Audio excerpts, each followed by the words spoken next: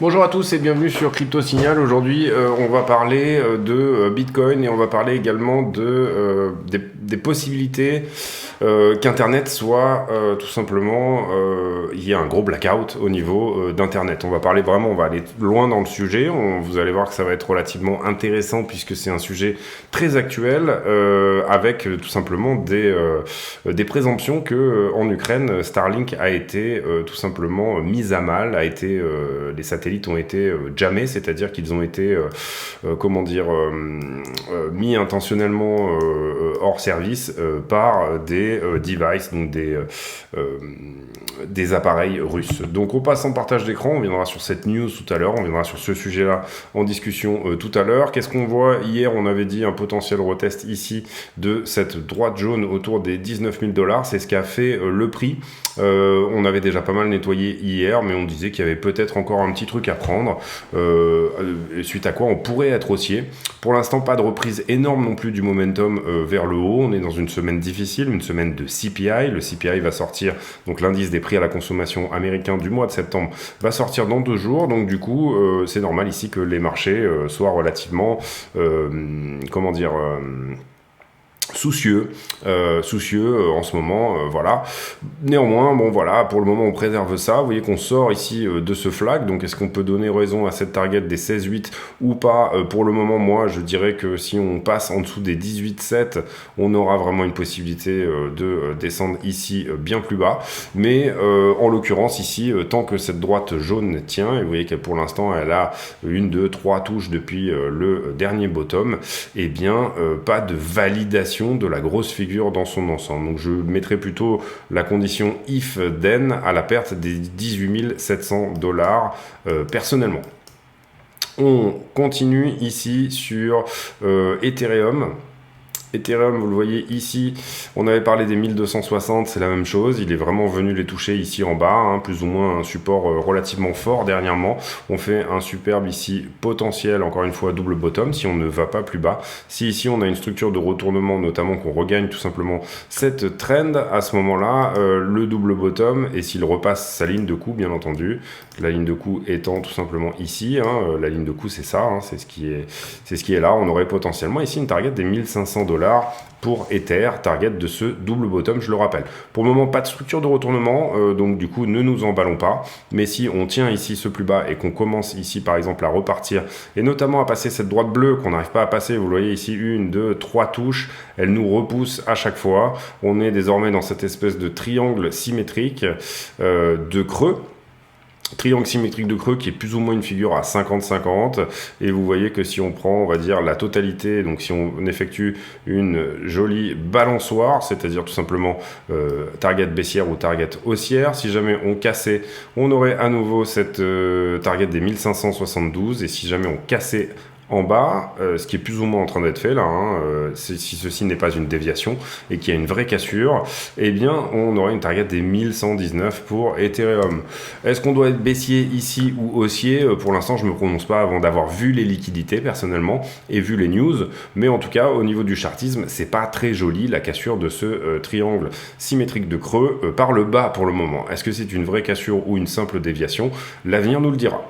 Maintenant, on continue sur les news. Les news ici sur Wall Street Journal. On a une news comme quoi l'Arabie Saoudite défie les États-Unis en disant qu'ils ne vont pas effectivement rouvrir le robinet du pétrole à l'instant T. Et on voit d'ailleurs sur les charts, alors je sais pas pourquoi je change de programme ici, mais sur les charts du pétrole américain, c'est-à-dire le gallon, ce qu'on appellera plus ou moins le gallon à la pompe, que je vais essayer de vous trouver là.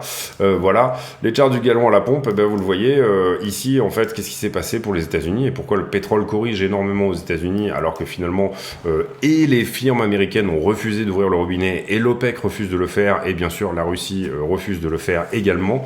Eh bien, les Américains ont tapé dans les stocks 200 millions de barils qu'ils ont fumé, donc ils ont fumé un tiers de leur stock à l'instant T. Et donc là, du coup, ils décident de retaper dedans. Il y a même des procédures d'impeachment, c'est-à-dire le fait de tout simplement évincer Joe Biden et le destituer du pouvoir, voilà, parce qu'il a trop tapé dans les réserves de pétrole stratégiques. On reviendra sur ce sujet un petit peu plus tard, mais je voulais faire l'aparté là, parce que la news nous le permettait. Ensuite, sur CoinDesk. Sur CoinDesk, pas énormément de choses à part ce partenariat Google avec Coinbase pour accepter les cryptos pour le paiement autour du cloud. Donc à part ça sur Coinbase, pas énormément de choses. Sur Finbold, la plus vieille banque américaine qui serait le premier prêteur en utilisant les services crypto. Voilà, pas grand chose d'autre non plus. Sur Finbold, on a le Bordel Lot Club qui apparemment serait mis en cause par la SEC. Donc voilà, sur Finbold, rien d'autre non plus. Et ici, sur bitcoin.com, les gas fees d'Ethereum qui ont augmenté de 80%. Alors quand on lit l'article ici, on se rend compte que c'est des choses assez fréquentes, hein, ça on le sait, hein, sur Ethereum, quand il y a beaucoup de volume, il y a beaucoup de gas fees, et en l'occurrence, on est revenu au plus gros niveau depuis 61 jours. Donc, pré- et post-merge, il avait été relativement clair de la part de l'Ethereum Foundation que le Proof of Work n'allait pas diminuer tout simplement les gas fees. Et en l'occurrence, ici, vous allez le voir alors ils ont légèrement diminué depuis, sur ce site-là, qui s'appelle Ultrasound Money, où vous avez tout simplement ici les gas fees, vous avez effectivement des grosses variations, mais globalement, on est autour des 15-20 gwei, donc effectivement le minimum de 22 gwei, on est relativement en dessous de ce qui se passait pré-merge, mais c'est normal ici qu'il y ait effectivement des variations. Et les Layer 2 sont là pour ça, c'est-à-dire Optimism, Boba, Matic, voilà, toutes ces choses-là sont tout simplement là pour ça, c'est-à-dire pour diminuer les gas fees sur Ethereum. Tant que sur Ethereum, il n'y aura pas eu de nouvelles mises à jour qu'on attend pour dans beaucoup plus longtemps, eh bien, les gas fees resteront hauts et tout le monde était au courant de ça, donc ne pas s'en étonner à l'instant T. Par contre, Ethereum devient déflationniste et ça devient plutôt clair, vous le voyez, moins 0,40% à l'année, et c'était ça le but tout simplement du passage au Proof of Work. Or, bien entendu, tous les aspects écologiques de cette histoire, mais en l'occurrence, vous le voyez ici, on crée 603 000 Ethereum à l'année et on en brûle 1 million. Donc pour le moment, on est sur un taux de déflation de moins 0,40%. Vous voyez qu'on a, depuis The Merge, en récompense de stacking, créé 8000 Ethereum et que tout simplement, si je simule le Proof of Work, donc simulate Proof of Work, on en aurait créé 322 000 si jamais on avait été en Proof of Work. Donc il y a bien effectivement quand même des améliorations, bien entendu, de ce côté-là. Donc ça c'était pour bitcoin.com. Calendrier économique, demain on aura les minutes de la Fed à 2h, pour moi ça sera le temps fort de la journée, 14h, donc du coup ça fait 18h chez nous. 18h chez nous, c'est ça. À 18h chez nous, donc ils vont publier les retranscriptions écrites de tout ce qui s'était dit pendant le dernier FOMC qui avait eu lieu, je crois, le 23 septembre, quelque chose comme ça. Si je me trompe dans les dates, bon, c'était par là en gros. Et bien sûr, après-demain, le CPI. Sur MarketWatch, rien à dire non plus. Ray Dalio qui attend des mauvais retours des marchés pour les 5 prochaines années. Personnellement, j'adore Ray Dalio. Je trouve que c'est vraiment un super... c'est un manager de hedge fund, un trader qui a énormément de bouteilles et qui voit souvent juste. Donc là, vous le voyez, il prévoit que, en gros, on va latéraliser pendant au moins 5 ans, mais ne pas attendre des gros bons en avant de la part du marché des actions. Le sentiment, qu'est-ce qu'on a liquidé sur les dernières 24 heures? 133 millions, vous le voyez.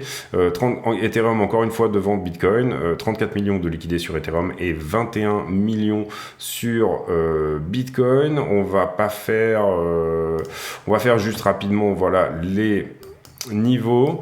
Vous le voyez ici que ces deux niveaux ont été pris et pour moi c'était des niveaux importants. On s'est construit ici sur plusieurs phases. Vous avez vu qu'on avait gardé ici ces points de short. On avait encore un deuxième point de short ici, donc on est toujours dedans et depuis on a fortement longué. Donc c'est pour ça également on a rajouté, si vous voulez, un niveau à prendre. En plus de ces deux niveaux là qui étaient antérieurs, on avait un niveau encore en plus à prendre. Donc pour moi tout ça a été nettoyé désormais, mais pas de niveau de short qui se rajoute, si ce n'est peut-être ici, mais non, vous voyez que l'open interest a plutôt diminué dans ces eaux-là. il est quand même à la diminution ici, vous le voyez depuis ce point-là. On pourrait aller rajouter ce point de short là. Donc désormais, pas mal de shorters dans la place, c'est ce qu'on va regarder potentiellement tout à l'heure également. ETH USDT, ETH USDT PERP.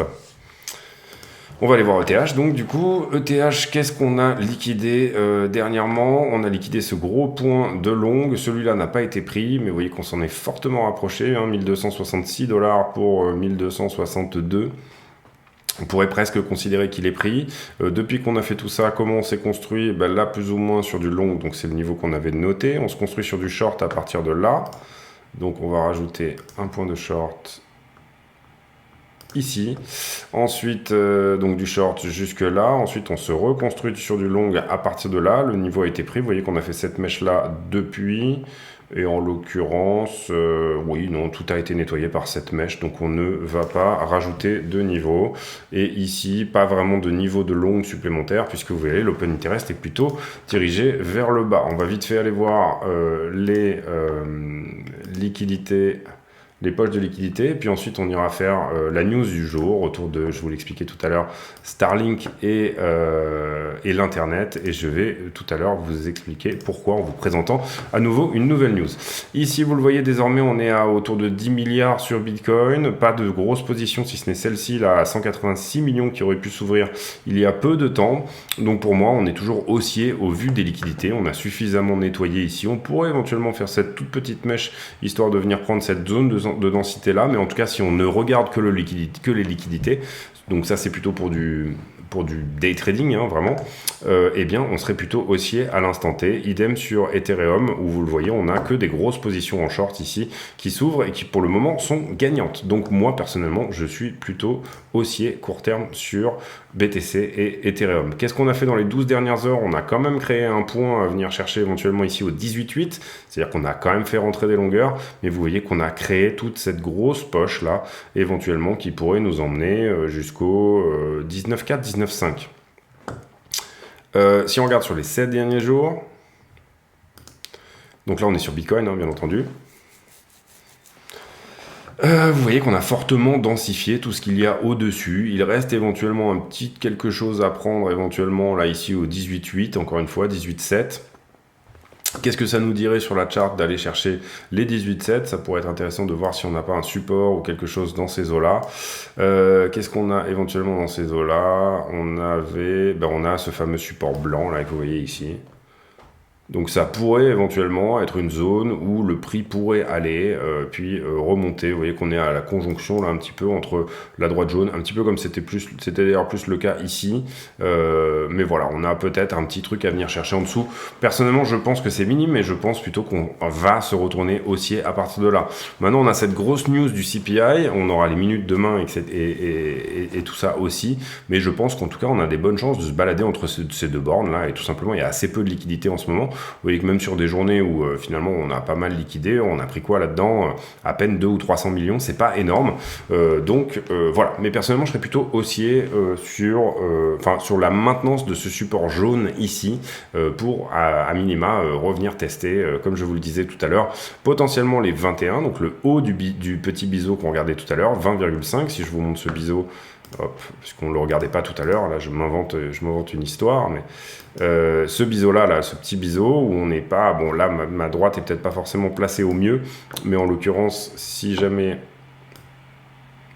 voilà, on se déplaçait plus ou moins quelque part par ici, voilà, et bien vous voyez qu'on n'arrive pas, donc on pourrait éventuellement ici envisager que ce biseau va péter 1, 2, 3, 4, 5, oui voilà, c'est tout à fait une possibilité au niveau de la structure que ce biseau pète. Target, deuxième point le plus haut du biseau, c'est-à-dire les 20 000. Et potentiel target qui pour le coup là est la target ultime, on va dire les 20 400, c'est-à-dire revenir annihiler ce biseau et revenir tout en haut. On prendra plus ou moins ici quand même une target à 20 065 comme étant un peu plus réalisable, donc plus 1 000 $ sur Bitcoin potentiellement. Encore une fois, c'est ce que peut nous dire le chartisme et les liquidités. On va désormais faire la fameuse news dont je vous parlais tout à l'heure. Et en l'occurrence, ici, il faut comprendre que pourquoi cette news?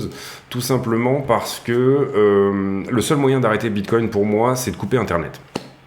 Et on a vu avec Nord Stream toute la vulnérabilité des câbles sous-marins qui étaient donc dans les eaux et qui sont pas surveillés du tout, et qui donc du coup pourraient éventuellement permettre de faire des énormes coupures d'internet.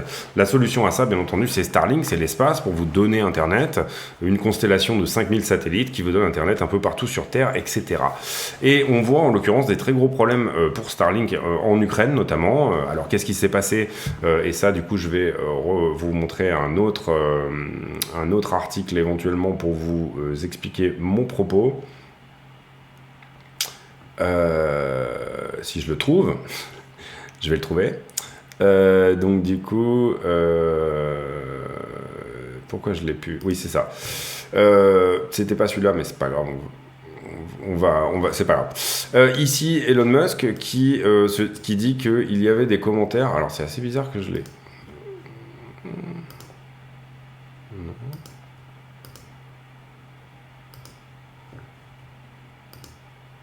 C'est de ma faute, j'ai pas mis mes trucs, j'ai pas rangé ma chambre avant de commencer la vidéo et voilà ce qui arrive. Ouais, bon, c'est pas grave, je vais mettre en pause et je vous le retrouve. Alors, excusez-moi, donc c'était pas un article, c'était un tweet d'un des journalistes du Financial Times qui disait les troupes ont de très gros problèmes avec des grosses pannes de Starlink, qu'est-ce qui se passe Elon Musk, expliquez-nous, c'est quand même scandaleux, on a envoyé beaucoup de terminaux qu'on a payés pour les envoyer en Ukraine, etc. Et en gros, Elon Musk répond à ça, excusez-moi, le Financial Times, mais cet article dit que ces terminaux ont été payés, et c'est faux, cette opération a coûté à SpaceX 80 millions de dollars, et il va coûter 100 millions d'ici la fin de l'année. Et en ce qui concerne ce qu'il se passe sur le champ de bataille, c'est classifié. Donc le fait que Elon Musk dise ce qui se passe sur le champ de bataille est classifié, déjà peut nous faire dire que potentiellement il se passe quelque chose au niveau de ces pannes de Starlink en Ukraine qui sont désormais répétées. Et en l'occurrence, ici, on a pas mal de reports côté russe, comme quoi ils auraient tout simplement jammé des satellites, c'est-à-dire en utilisant ce qui s'appelle des electronic warfare, c'est-à-dire tout ce système de vous balancer des grosses ondes dans la tronche des satellites, un petit peu sur le modèle d'une tempête magnétique. Et en gros, les satellites ne savent plus trop où ils se trouvent ni où ils sont, et ça crée bien entendu des gros dysfonctionnements. Alors vous pouvez les jammer totalement, vous pouvez... déjà, est-ce que ce système est opérationnel? Sincèrement, le reste du monde ne sait pas. On n'a jamais vu ces systèmes à l'œuvre. En l'occurrence, ici... il y a certaines personnes qui disent que non, c'est pas le cas, mais je trouve que cette news sort très peu, tout simplement au niveau français, mais que on la retrouve plus ou moins de l'autre côté. Donc bien entendu, ça peut tout à fait être un hoax, mais vous le voyez ici, on avait cette idée autour du 8 octobre que oui, les satellites Tirada pouvaient bien entendu supprimer les satellites d'Elon Musk. Et du côté russe, on a certaines informations qui disent oui, on en a bousillé 41 et certains sont même tombés, etc. Donc vous voyez, il y a eu pas mal de régions ici comme Kharkiv, Zaporozhye, Kherson, beaucoup de territoires où ces systèmes ont été totalement effectivement jammés. Je crois qu'il y a à peu près 10 000 terminals Starlink en Ukraine, dont la plupart ont été payés directement par SpaceX et certains des autres ont été payés par le gouvernement américain. Et en l'occurrence ici, vous voyez qu'on a pas mal de sites qui disent que c'est tout à fait possible que ces dysfonctionnements de Starlink en Ukraine soient causés par une armada russe tout simplement, comme je vous le disais tout à l'heure, Electronic Warfare. Ici, je suis allé me renseigner un petit peu sur tous ces systèmes. Et effectivement, on voit que la précision centimétrique de ces armes peut effectivement proposer tout simplement un jam des satellites de SpaceX. Alors, est-ce que Elon Musk a effectivement perdu 41 satellites dans cette histoire? Pour le moment, on ne le saura pas, puisqu'effectivement, Elon Musk nous dit que tout ça est classifié. Mais en l'occurrence, je trouve que c'est intéressant de regarder ici. Alors, c'est un petit peu le mythe de la caverne de Platon, c'est-à-dire, je ne sais pas si là, je vous montre les ombres sur le mur ou si jamais c'est moi qui suis tourné vers la lumière du soleil et qui vous montre la vraie image, on ne peut pas le savoir ici bien entendu, et qu'encore une fois je mets vraiment mes propos entre parenthèses, mais je trouve que c'est intéressant cette nouvelle manière de faire de la guerre. Et finalement, si jamais c'était vraiment le cas, si jamais ça a vraiment fonctionné, c'est un petit peu une bombe d'Hiroshima qui serait passée sous silence assez bizarrement, et on a très peu de relayage de ce type de news. Comprenez bien que si Tirada 2S, donc qui est le système de jamming de satellites russe, est réellement opérationnel et qu'il est réellement capable de mettre en PLS des satellites de Starlink, il est bien évident qu'il peut aussi mettre en PLS des satellites d'observation qui datent des années 80 et qui sont des satellites d'observation de l'OTAN. Et d'ailleurs, on a un député russe, puisque les Russes, ils sont comme ça, qui dit tout simplement, à ce moment-là, autant bousiller tous les satellites de l'OTAN, et puis voir ce que ça donne. Donc, alors, encore une fois, mettons les choses ici bien dans leur contexte et bien dans leurs parenthèses respectives, et encore une fois, moi je ne crois qu'une... Je ne crois qu'une news qui a été réellement postée ici par un système de défense ou quelque chose qui a été vérifié, qui a été par exemple des deux côtés, qui est admis des deux côtés. Et pour le moment, vous comprenez que c'est pas le cas. On est absolument sur quelque chose qui est littéralement du côté occidental. Mais néanmoins, vous le voyez ici, on a, il n'en reste pas moins que à la Douma, donc le Parlement russe, on a quelqu'un qui propose, on n'a qu'à éteindre tous les satellites de l'OTAN, tout simplement pour que tous les satellites d'observation ne permettent pas au camp adverse de trouver nos hommes, trouver où ils sont, etc., etc. Une nouvelle manière de faire la guerre, et je pensais que c'était intéressant. Alors c'est pas extrêmement lié à Bitcoin, mais je vous l'expliquais dans le système, c'est plutôt lié à la capacité de nuire à l'information, et Bitcoin n'est qu'information, il n'est que code. Et je trouvais que c'était intéressant d'en parler au travers d'un sujet. Vous savez que j'aime bien faire de temps en temps des petits sujets comme ça sur des choses que je remarque. Donc dites-moi si jamais vous avez vu des choses en Europe. Moi j'en ai pas vu à ce niveau-là qui était de dire tout simplement des satellites de Starlink pourraient être endommagés suite à l'utilisation de Tirada 2S. Mais voilà, on a notamment cet influenceur-là, J. Christina, qui vaut ce qu'il vaut, mais il est spécialisé vraiment dans la tech internet et toutes ces choses-là, qui dit que ça peut être le cas et que c'est effectivement possible. On a aussi la certitude que ce système Tirada 2S est opérationnel. Vous le voyez ici, donc sur Deagle.com, voilà, on nous dit c'est un système de jamming et il est actif. Par contre, on ne sait pas du tout à quelle précision et ce qu'il peut faire. Et ça faisait assez longtemps que tout simplement tout le monde se disait ce système n'existe pas vraiment puisqu'il n'a jamais été testé sur le terrain et on l'a jamais vu fonctionner. Est-ce qu'on ne viendrait pas de le voir fonctionner il y a de ça 2 ou 3 jours? C'est une très très bonne question que je me permets de poser dans cette vidéo. Voilà, je ne donne pas une réponse, mais je pose la question. Voilà pour moi, j'espère que cette vidéo vous a plu, j'espère que ce petit type de sujet de temps en temps qui sont un petit peu HS mais qui sont quand même dans l'air du temps et qui sont quand même un petit peu originaux peut vous plaire aussi. N'hésitez pas à le dire si jamais c'est le cas dans les commentaires. À partir de là je termine cette vidéo là-dessus, j'espère qu'elle vous a plu et en l'occurrence abonnez-vous si c'est le cas, n'hésitez pas à nous rejoindre sur le Discord dont le lien est en description de la vidéo, n'hésitez pas à utiliser les liens de la chaîne également, c'est-à-dire tout ce qui est lien d'affiliation, etc. Si vous souhaitez vous acheter un ledger, vous inscrire à des exchanges, il y a des liens Amazon, des choses comme ça, n'hésitez pas à aller voir dedans et piocher dedans si éventuellement vous êtes fan de la chaîne et que vous voulez bien entendu la soutenir. Le Discord, le lien est en description. À l'entrée du Discord, il faut vous présenter, c'est la base, c'est comme ça qu'on évite d'avoir tout simplement simplement des bots et des scammers qui viennent remplir ici le Discord pour venir scammer les gens. On en a très peu et par rapport à ça, je remercie les modérateurs du Discord qui font leur travail gracieusement et qui sont extrêmement compétents sur tout ça. Je vous laisse là, j'espère que cette vidéo vous a plu. Si c'est le cas, n'hésitez pas à vous abonner encore une fois. Et je me permets de faire comme d'habitude le commentaire à la con. Et le commentaire à la con du jour, c'est-à-dire la question, j'aime bien poser en fin de vidéo une question qui n'a rien à voir avec le prix du Bitcoin et que je galère devant vous à trouver en essayant de regarder des objets autour de moi pour trouver quelque chose qui correspond et qui puisse me donner une idée. Mais en l'occurrence, la question du jour sera sur les sports collectifs. Quels sont les sports collectifs que vous avez pratiqués dans votre jeunesse? Voilà, ça sera la question du jour.